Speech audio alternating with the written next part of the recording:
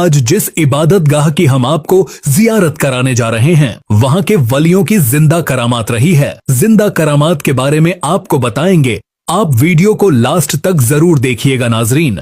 आज हम राजस्थान के चित्तौड़गढ़ जिले के कनेरा गांव में मौजूद है। मध्य प्रदेश की तरफ जाने वाले रास्ते पर एक बहुत पुरानी इबादत गाह है, उसी की जियारत कराने जा रहे हैं। कहते हैं कि यहाँ पर जिंदा शाह मदार ने भी इबादत की थी। इसके चारों ओर पहाड़ और जंगल ही जंगल है। इस पहाड़ में बताया जाता है कि किसी वक्त यहाँ पर ज्वालामुखी फटा था और फटने से यहाँ पर ये एक झील बन गई है। और यहाँ के लोगों का कहना है कि इस झील में नहाने से अल्लाह हमें शिफा अता करता है। तो आज हम आपको अल्लाह के वली की जिंदा करामात जो अल्लाह की अता से उन्होंने बताई थी, उसके बारे में हम बताने जा रहे हैं। पहले आप इस जगह को अच्छे से देख लीजिए। बहुत खूबसूरत जगह है।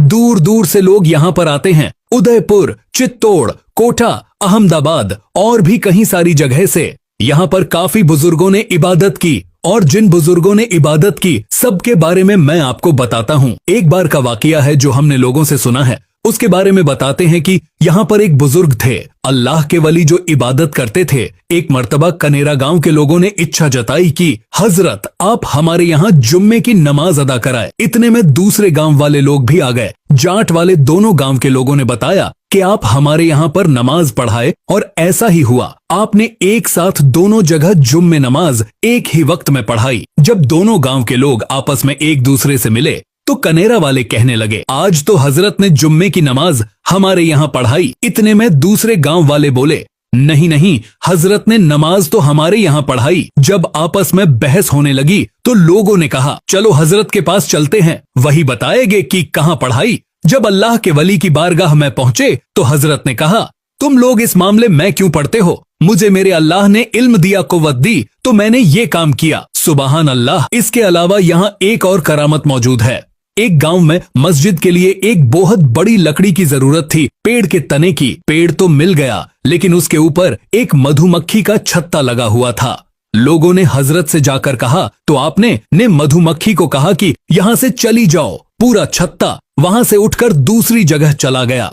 यहाँ ऐसे बहुत से वाकये मौजूद हैं। आप यहाँ एक बार जरूर तशरीफ लाए। ये जगह बारिश में और भी खूबसूरत हो जाती है। इसके चारों तरफ घना जंगल है, पहाड़ है, पानी का झरना है। इसके अलावा यहाँ पर उर्स भी होते हैं और यहाँ पर कुछ गुफाएं मौजूद हैं, जहाँ कहते हैं यहाँ पर शेर भी आता था। बहुत पुरानी जगह है, अभी इसका काफी डेवलपमेंट हो गया है। यहाँ गुम्बद बना दिया गया है, यहाँ पर सराय बना दी गई है। मैं आपको हजरत जिंदा शाह मदार रहमतुल्लाह अलैह के बारे में चंद बातें बताने जा रहा हूँ, आप जरूर सुने। हजरत सैयद जिंदा शाह मदार रहमतुल्लाह अलैह शव्वाल 242 हिजरी में पैदा हुए। हजरत सैयद जिंदा शाह मदार की मुकम्मल उम्र तकरीबन 578 साल बनती है। आप रहमतुल्लाह अलैह का मजार मुबारक मुल्क हिंदुस्तान के उत्तर प्रदेश के जिला कानपुर के कस्बा मकनपुर में वाक़े है। सैयद जिंदा शाह मदार रहमतुल्लाह अलैह के वालिदे माजिद सैयद अली रहमतुल्लाह अलैह कुतुबुद्दीन के लकब से मशहूर थे। आपकी वालदा माजिदा का नाम बीबी हाजरा रहमतुल्लाह अलैहा था। सैयद अली रहमतुल्लाह अलैह को अल्लाह ने 4 बेटे अता फरमाए, जिनमें से हजरत सैयद जिंदा शाह मदार रहमतुल्लाह अलैह सबसे छोटे थे। सैयद जिंदा शाह मदार रहमतुल्लाह अलैह की विलादत से पहले ही आपके वालिदे माजिद सैयद अली रहमतुल्लाह अलैह को इल्हाम हुआ कि अब तुम्हें जो बेटा दिया जाएगा वो तवील जिंदगी और बड़ा मुकाम पाएगा। सैयद अली अलमारूफ कुतुबुद्दीन रहमतुल्लाह अलैह उस वक्त शाम के इलाके हलब में क्याम पजीर थे, जब सैयद बदिउद्दीन जिंदा शाह मदार की विलादत बा शहादत हुई। हजरत मदारे पाक रहमतुल्लाह अलैह की पैदाइश के वक्त गैब से आवाज आई, हाजा वलीउल्लाह, यानी यह अल्लाह का वली है, यह अल्लाह का वली है। आपके वालिद सैयद अली रहमतुल्लाह अलैह ने आपका नाम अहमद रखा। हजरत सैयद बदिउद्दीन जिंदा शाह मदार रहमतुल्लाह अलैह की पैदाइश शव्वाल 242 हिजरी में हुए। आपका नाम बदिउद्दीन का मतलब है अल्लाह ताला की मोहब्बत लोगों के दिलों में उजागर करने वाला। हुजूर कुतुबुल मदार को सैयद इसलिए कहा जाता है, आपका सिलसिला नसब वालिद माजिद और वालिदा माजदा दोनों की तरफ से हुजूर सल्लल्लाहु अलैहि वसल्लम की साहबजादी सैयदा तैयबा ताहिरा फातिमा तू जहरा सलामुल्लाह अलैहिया तक जा मिलता है। सैयद बदिउद्दीन जिंदा शाह मदार के अलकाबाद कुतुबुल मदार कुतुबे आलम मदारे आजम और मदारे पाक है। कुतुबुल मदार अल्लाह ताला के उस वली उस बुजुर्ग को कहा जाता है जिस पर तमाम औलिया अल्लाह का अहतमाम होता है और तमाम औलिया अल्लाह उसकी तरफ रुजू करते हैं। कुतुबुल मदार के मददगार हजरत खिज्र और हजरत इलियास अलैहिस्सलाम होते हैं। हर दौर में जमीन पर 12 कुतुब मौजूद होते हैं और कुतुबुल मदार उनका सरदार होता है और ये कुतुब का मकाम हजरत जिंदा शाह मदार रहमतुल्लाह अलैह को हासिल था। हजरत मादरे पाक को जिंदा शाह मदार इसीलिए कहा जाता है। आप रहमतुल्लाह अलैह अपने इंतकाल के बाद भी उसी तरह तसर्रुफ फरमाते हैं जिस तरह अपनी हयात मुबारका में फरमाते थे। आप रहमतुल्लाह अलैह हजरत बा यजीद बस्तामी रहमतुल्लाह अलैह के मुरीद थे और आपके बड़े उस्ताद हजरत हुजैफा मुराशी रहमतुल्लाह अलैह हैं। नाजरीन, जब हजरत सैयद जिंदा शाह मदार रहमतुल्लाह अलैह की उम्र मुबारक 4 साल 4 माह और 4 दिन की हुई तो आपने कुरान मजीद हिफ्ज करना शुरू कर दिया।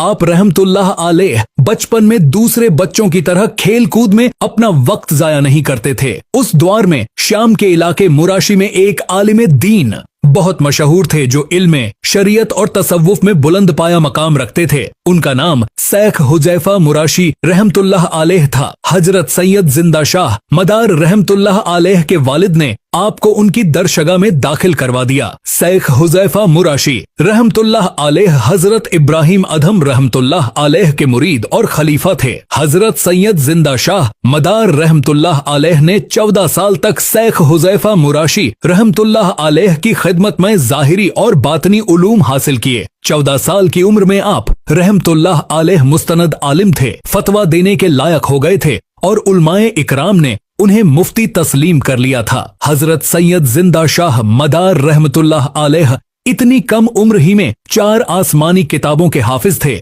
जिनमें तौरात, जबूर, इंजील और कुरान मजीद शामिल हैं। उस दौर में ज़ाहिरी उलूम हासिल करने के बाद लोग ऐसे वली कामिल की तलाश में होते थे जो कुरान और सुन्नत के हासिल करता इल्म को उनके रूप में उतार दे। ऐसे सूफिया मक्का मुकर्रमा मदीना मुनव्वरा की गलियों में क्याम फजीर होते थे। लिहाजा हजरत कुतुबुल मदार रहमतुल्लाह अलैह ने मक्का मुकर्रमा और मदीना मुनव्वरा जाने का इरादा कर लिया। रास्ते में आपको बड़ी शिद्दत से ये एहसास पैदा हुआ कि उन्हें बैतुल मुकद्दस तशरीफ ले जाना चाहिए। सैयद जिंदा शाह मदार रहमतुल्लाह अलैह बैतुल मुकद्दस की तरफ रवाना हुए। जब आप रहमतुल्लाह अलैह बैतुल मुकद्दस पहुंचे तो वहां आपकी मुलाकात शेखुल मशायख हजरत बा यजीद बस्तामी रहमतुल्लाह अलैह से हुई।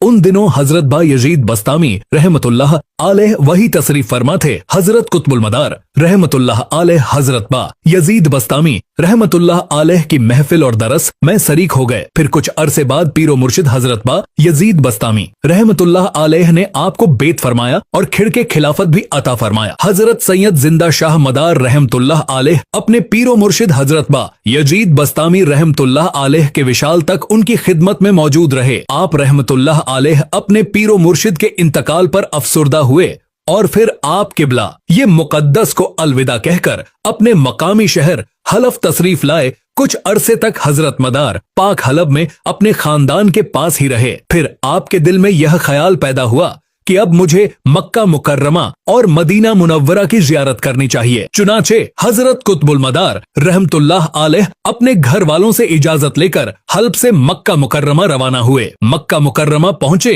तो हज का मौसम था। आप रहमतुल्लाह अलैह ने हज अदा किया। एक मर्तबा आप रहमतुल्लाह अलैह खाने काबा का तवाफ करके काबे को देख रहे थे। इसी दौरान आप पर नींद का गलबा हुआ और आपकी आंख लग गई ख्वाब में सरकारे दो जहां सल्लल्लाहु अलैहि वसल्लम की जियारत नसीब हुई। जब ख्वाब से बेदार हुए तो दिल ने जोश मारा और आप रहमतुल्लाह अलैह ने रोजे पर हाजिरी देने के लिए मदीना मुनव्वरा की जानिब चल पड़े। कहीं अरसे तक रोजाए रसूल के सामने मुकीम रहे। फिर एक दिन ख्वाब में इशारा हुआ कि आप नजफ चले जाइए। आप रहमतुल्लाह अलैह मदीना से सर जमीने सौदाहे करबला की तरफ रवाना हुए। इराकन पहुंचने के बाद जिंदा शाह मदार रहमतुल्लाह अलैह हजरत अली शेरे खुदा रजी अल्लाहु अन्हु के मजार पर कहीं साल तक कयाम फरमाया। फिर आपको इशारा हुआ कि मदीना चले जाए। फिर आपको मदीने से हुक्म हुआ कि आप मुल्क हिंदुस्तान चले जाइए। चुनाचे कहीं अरसे के बाद आप रहमतुल्लाह अलैह सरजमीने हिंदुस्तान तशरीफ लाए। वीडियो को अच्छा लगा हो तो शेयर जरूर करें और कमेंट करके बताइए आपको ये जगह कैसी लगी। मिलते हैं अगली वीडियो में, तब तक के लिए अल्लाह हाफिज।